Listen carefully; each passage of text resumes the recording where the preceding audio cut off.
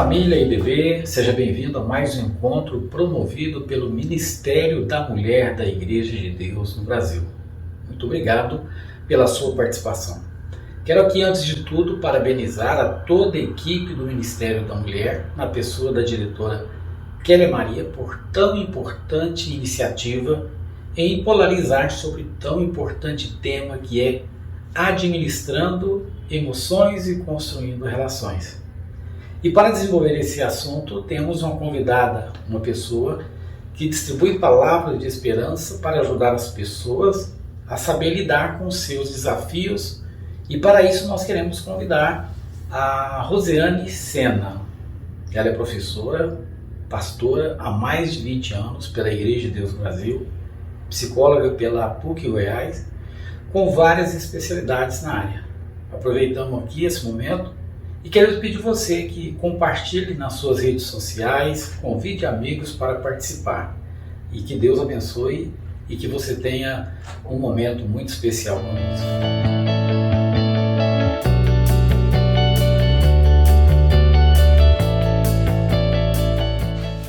Olá, eu sou Rosiane Sena, sou pastora e psicóloga e estou a partir da minha casa. Nós não estamos num ambiente controlado, eu estou aqui com duas cadelinhas, talvez em algum momento você escute elas aqui comigo, ou veja elas caminhando aqui comigo, mas é assim, nós estamos aqui em casa e talvez eu te encontre aí na sua casa. E nós vamos falar de algo muito interessante, um tema muito primoroso. Nós vamos falar de administrando emoções e construindo relações. E eu quero fazer uma proposta para você. A proposta é a seguinte, que não existe uma receita de bolo pronta, mágica, para qualquer coisa relacionada ao humano. E é isso que eu proponho, você olhar, ver, ouvir e depois refletir no que isso faz sentido para você. Outra questão é que a partir disso eu quero propor um diálogo, uma troca. Eu não quero aqui responder todas as perguntas porque nós não temos tempo, mas realmente estabelecer uma conversa, um ponto de partida. E com isso eu quero fazer um acordo. E o acordo é que nós estejamos aqui apreciando este momento juntos. E com isto eu quero falar que a psicologia ela não é uma ciência única. Dentro da psicologia há várias matizes, há várias formas, abordagens, maneiras de se ver e se propor esta ciência. Então nós temos o positivismo, o pós-positivismo, o construcionismo social, as bases filosóficas, não faz muito sentido isso aqui. Mas eu quero propor, então, que nós estejamos conhecendo a questão da emoção. E aí, nós precisamos entender de que homem que a gente está falando.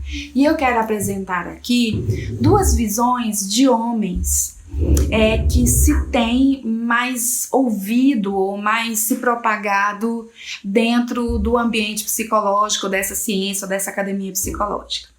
A primeira, a visão de homem que a gente escuta rapidamente dentro da perspectiva psicológica é que o homem é um homem que caminha em direção ao caos. Então é um homem que ele vai se degradando e se consumindo e ele vai em direção ao caos.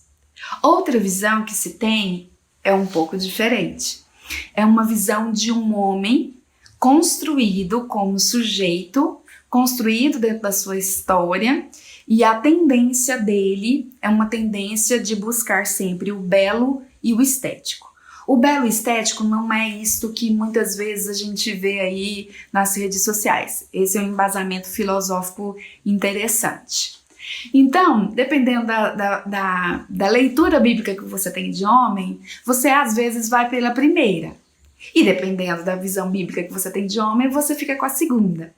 Mas existe uma visão de homem. E ela não é uma imposição em si mesmo, porque há várias discussões sobre isso.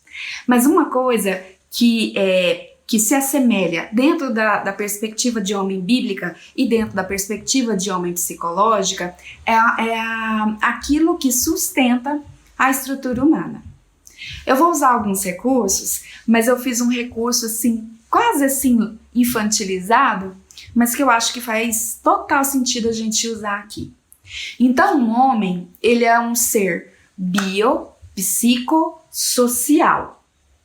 Isso significa que ele é um tripé. Esse tripé, ele é baseado em uma condição psicológica, que é onde está aqui as emoções, as funções executivas, pensamento, memória, tem muita coisa aqui.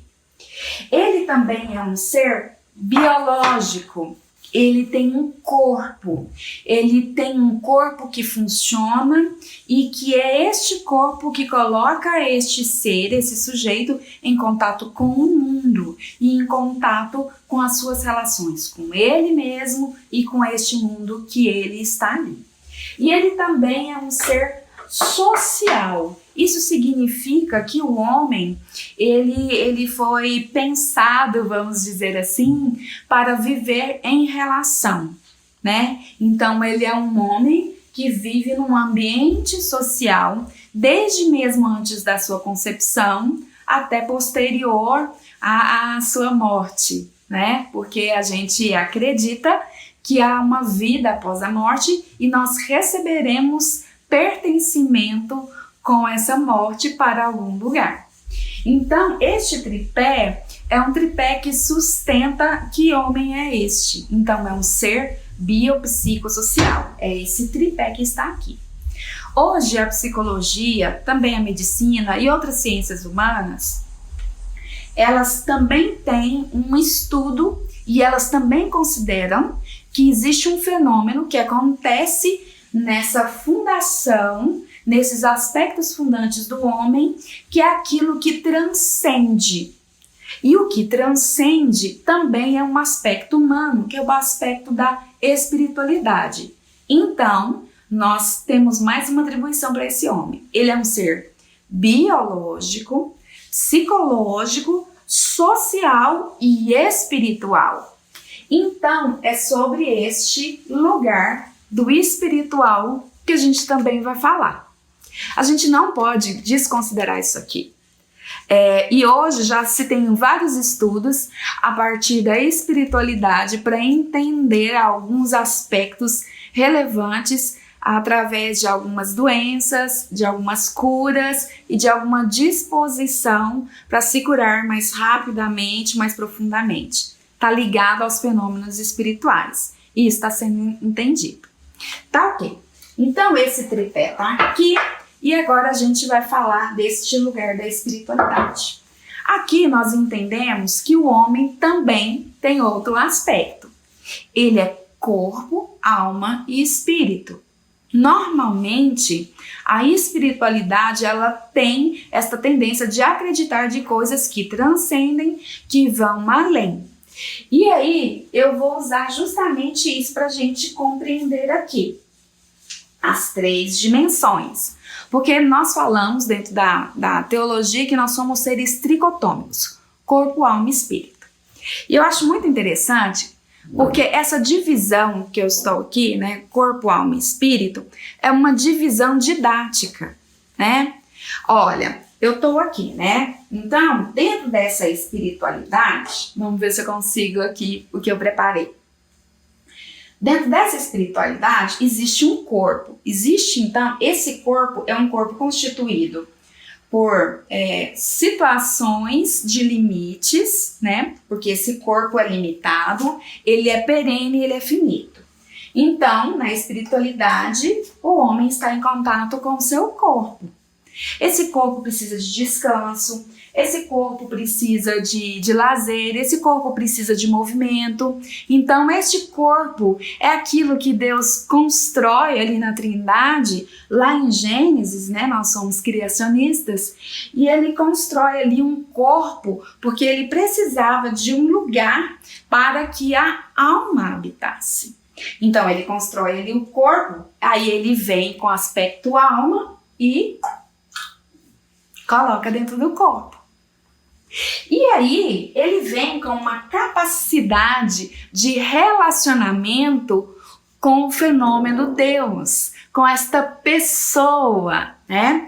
E esta pessoa precisava se relacionar com o homem. Então ele também dota o homem de espírito. Coisas que a gente estuda e compreende de maneira distinta, aqui a gente avalia que ela é íntegra. A gente faz uma divisão para compreensão. Mas a atuação do aspecto corpo, alma e espírito é uma situação de integridade. Então, esse aspecto espiritual, ele tem um aspecto de integridade. Quando tudo atua harmoniosamente, isso significa que você é saudável. Nesse aspecto aqui, a gente está no geral, vem para o específico, e hoje eu quero falar do mais específico, que é a alma. O que é a alma? A alma é aquilo que Deus coloca através do sopro divino, né? Que é o ruach, é o sopro, é o pneuma, através do seu sopro, do hálito de vida. E alma e psique têm a mesma literalidade. Então, quando nós falamos de alma, nós estamos falando de um lugar onde temos desejos, emoções, sentimentos, intelectividade, cognitividade. E às vezes nós queremos pegar essa coisa que a gente chama de alma e também didaticamente a gente aqui dentro vai separando para haver uma maior compreensão. Mas tudo isso só faz sentido quando isto funciona como um todo em si. Então, olhar para a alma e entender que existe uma necessidade dela estar dentro da espiritualidade é uma coisa importante. Porque nós desqualificamos a alma e às vezes damos para ela o entendimento de que ela nos prejudica. E quando nós começamos a colocar essa alma como alma bandida, como um lugar ruim, nós começamos a não dar conta dela. Porque a gente vai dando nomes para coisas que não são reais, na verdade. Por exemplo, é muito difícil uma pessoa entender que o choro, que esta emoção que te leva ao choro, não é fraqueza, mas é um dispositivo funcional, criado e deixado por Deus dentro da espiritualidade para nós entrarmos em contato conosco. O ponto de contato é o corpo, é o biológico, mas existe dentro de nós esse negócio chamado alma, que é o psicológico, que existe uma função para existir. Muitas vezes quando eu escuto alguns pastores dizendo assim, mas isso é muito uma questão emocional. E como se uma questão emocional fosse mais simples de ser organizada, ou administrada, ou digerida, ou enfim. Eu não quero levantar aqui questões, eu quero fazer uma jornada para você acompanhar que se Deus nos entrega uma psique, é porque ela é relevante para estar em contato com o mundo que nós vivemos, para termos uma cosmovisão desse mundo e para também nos relacionarmos entre os nossos pares e também com Ele. Então Deus usa corpo, alma e espírito sendo algo integrado e quando sendo integrado nós vamos ser mais saudáveis. Uma coisa que eu gostaria de falar também, grandão, geral e específico, e agora eu quero trazer algo mais específico. Dentro da teoria que eu abordo, a gente tem um negócio chamado teoria de papéis. E a teoria de papéis ela é fantástica, porque ela vai dando noção para nós de algumas tendências nos relacionamentos. Administrar relações é acolher e nomear. Coisa simples, só que não. Porque muitas vezes a emoção nos chega e a gente não quer entrar em contato com aquilo, porque pode parecer que nós estamos em desacordo com Deus e nos enfraquecemos porque entramos em contato com a emoção. Mas para você administrar bem as suas emoções, acolha. Acolha a sua tristeza, acolha o seu sofrimento, acolha o seu nervosismo, a sua ansiedade, acolha essa emoção, acolha o seu psicológico, acolha a sua falta de memória, acolha o seu estresse.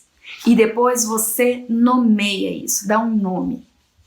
Isto que eu estou sentindo cansaço. E este cansaço é um cansaço emocional, porque eu durmo e ao acordar eu continuo cansado. Porque se fosse do biológico, do corpo, eu dormiria e descansaria. E um cansaço acumulado é um lugar de estresse. Então, quando eu consigo dar nome para isto que eu estou sentindo, eu começo a administrar melhor esta questão da emoção. Com isso, nós precisamos entender a teoria de papéis. A teoria de papéis diz o seguinte, que nós vamos recebendo na construção da história de vida alguns papéis.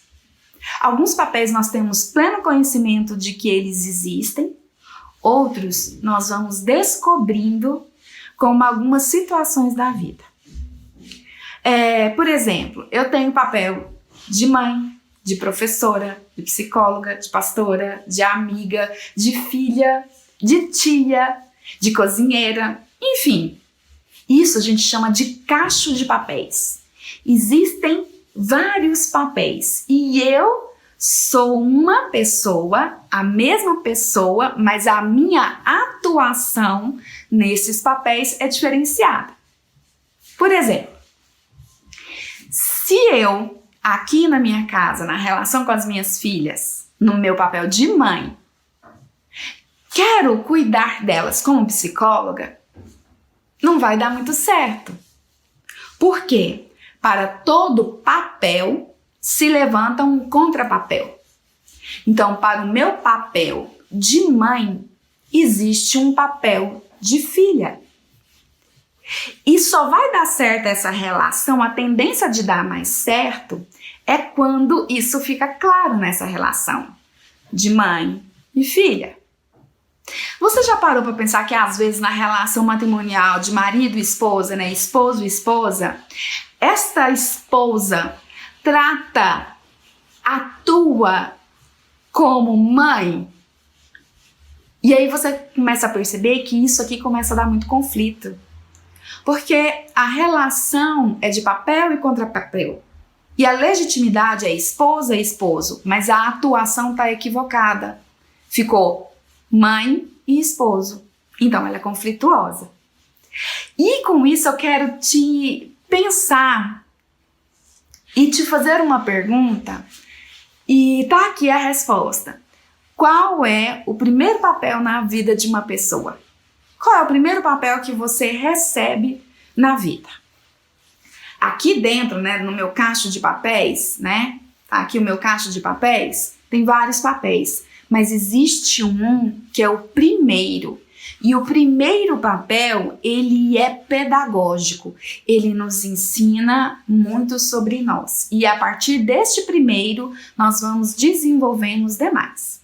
Então, aqui, dentro do meu papel, o meu primeiro papel que eu recebi na minha vida foi o papel de filha. Antes de eu nascer, eu já tinha este papel. Eu já era filha. Eu já era filha de meu pai e de minha mãe. Então, este papel, ele vem carregado de muita expectativa. Ele vem carregado de muito medo. ele vem carregado de muita dificuldade. Cada história de papel de filho ou filha, ele vem muito cheio de outras coisas, entendem? Este papel, ele é muito importante. Depois a gente vai terminar com ele. Então, olha só. Nesta relação, eu preciso administrar, acolher e nomear as minhas emoções, os meus sentimentos, os meus estados emocionais. E eu preciso agora entender que a relação é importante. Por quê? Porque foi dado ao homem a condição de se relacionar e pensar sobre as suas relações. E as relações são os lugares, ou a relação é o lugar onde você gera adoecimento ou você gera saúde. E saúde e adoecimento não é um lugar estático, mas ele é um processo dinâmico. Porque quando você tem um adoecimento, você não está todo doente. Você não é só a doença. Você está num contínuo movimento, porque a tendência do corpo e a tendência do organismo, do mecanismo humano, é uma tendência de homeostase. Isso existe uma tendência para se equilibrar. Então, de uma certa forma, a nossa psique, ela tem uma tendência, diante de um processo de adoecimento, ela busca instrumentos e condições de se equilibrar. E saúde é justamente a intenção de se equilibrar. E equilíbrio também não é estático. Se a gente for pensar, não existe repouso zero. Porque dentro de nós, apesar de estarmos parados, existe um movimento interno e existe um movimento externo. Então, a ideia de ir tender e buscar o equilíbrio é a busca pela saúde, é a busca pelo processo de permanecer saudável. Então, a nossa relação, as nossas relações, elas podem ser construídas quando eu acolho o meu psicológico, quando eu dou um nome e entendo que isto que eu consigo administrar, que eu consigo vivenciar, é o eu que se apresenta. E o eu que se apresenta, ele é singular. Por mais que nós nos assemelhamos, porque viemos da mesma família, nós somos distintos. E quem tem muitos filhos aí sabe disso. Cada um é de um jeito, tem suas preferências. E isso que é o mistério de Deus, é que Deus nos acolhe nessas diferenças. Então, este lugar de aprendizado do primeiro papel de filha nos traz algumas garantias para a busca do equilíbrio. E aqui eu quero que você pense um pouco. Ser filha é o seu primeiro papel. E a proposta de Deus, a partir do sacrifício de Jesus, é te religar a esse papel. A proposta de Deus para os seus filhos é que eles aprendam nesta relação, neste papel de filho. Então, como é que eu administro? Nós temos várias formas. Mas como é que eu construo relação? Primeiro, quando eu sei qual é o papel que eu tenho que desempenhar e aprender com ele. Então, no meu papel de filha, eu construo uma relação com alguém que pode gerar em mim saúde. E a melhor forma de gerar saúde e relacionamentos saudáveis e emoções saudáveis é a condição de me relacionar com Deus. E eu quero ler um texto com vocês que está em Isaías, no capítulo 30, e o versículo é o 15. Aqui na minha Bíblia, o capítulo 30, ele fala de algumas condições contrárias às alianças com o Egito. E no verso 15, ele traz uma resposta. E diz assim, nesta versão, depois eu vou ler em uma outra versão. Diz assim: porque assim diz o Senhor Deus, o Santo de Israel, em vos converterdes e em sossegardes está a vossa salvação. Na tranquilidade e na confiança, a vossa força, mas não os quiseste. Tem outro texto, tá aqui, diz assim: no arrependimento e no descanso está a salvação de vocês. Na quietude e na confiança está o seu vigor. Nesses tempos onde nós estamos aí com tantas informações sobre assuntos tão importantes para nós, eu quero te dizer e propor um exercício para você. Nós estamos numa sociedade que exige performance e produção, porque essa é a exigência de mercado, essa é uma condição social. Então nós estamos na luta entre produzir, trabalhar e nos manter, e também nós estamos na condição de nos proteger a nossa família sobre algo que está em descontrole. E parece que são duas coisas que se conflituam, não é verdade? E nós estamos num tempo onde as pessoas querem falar. Há uma necessidade de falar e falar e falar. Mas eu quero fazer uma outra proposta diante desse texto. É a proposta de descanso e quietude. Administrar emoções. É conseguir trazer as suas emoções para um lugar. E este lugar é um lugar de descanso e quietude. Eu não penso que nós estamos num lugar de conforto. Nós estamos em uma crise. E você tem que guerrear o tempo inteiro, e você tem que fazer, e você tem que se reinventar. E existem tantas palavras que estão sendo ditas aí a todo momento. Mas existe um lugar, um tempo, e que possa ser agora. E esse é um exercício terapêutico, que é descanso e quietude.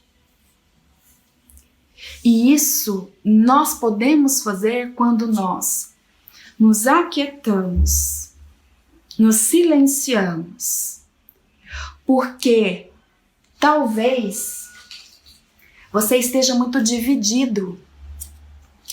E essas divisões, essas coisas, não sei o que é corpo, não sei o que é alma, sabe, tá muito difícil. E o convite de Deus em sua palavra é: sejam íntegros, sejam inteiros. E quando eu convido você para uma relação filho, paterno, Deus, nosso Pai, e nós no papel de filhos nos relacionando com Ele, eu consigo ir para este lugar onde eu posso me aquietar e eu posso descansar. Porque eu só vou construir relações saudáveis com o meu marido, com as minhas filhas, com os meus pacientes, com os meus vizinhos, enfim. Se eu tiver uma boa relação entre eu, no papel de filha, e neste Pai poderoso, supremo e soberano, e nele eu puder me retirar, me aquietar e descansar.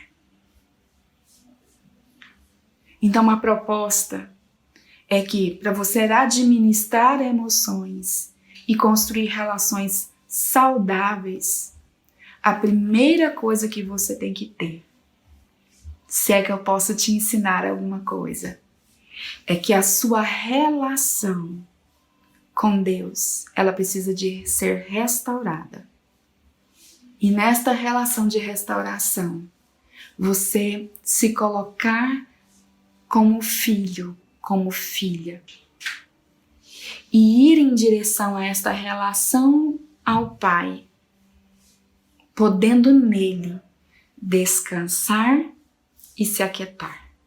Porque esta relação de pai e filho te restaurará, te trará saúde, te colocar em integridade e te dará condições para atuar em outros papéis. Porque ele é o primeiro, ele é como se fosse a forminha. E assim, sendo moldado e trabalhado pela presença de Deus, eu consigo ir em direção às outras relações de forma mais saudável. Então, para terminar, eu quero que, se você puder, eu vou fazer aqui. E se isso fizer sentido para você, eu quero que você respire fundo, feche os seus olhos.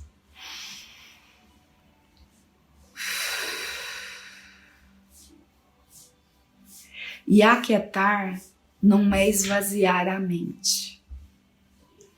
Aquietar é acolher todos esses pensamentos, todo esse turbilhão que está dentro de você e mostrar tudo isso na relação com Deus. E aí eu quero orar com você. Meu Pai, eu estou aqui com algumas pessoas que estão me vendo, me ouvindo, estão neste momento aqui comigo. E na verdade, nós juntos estamos com o Senhor. E nós inteiros, corpo, alma e espírito, queremos aquietar e descansar, porque o Senhor nos revigora, como nós ouvimos este texto bíblico. Então agora, Pai, eu quero ter este lugar de descanso e repouso.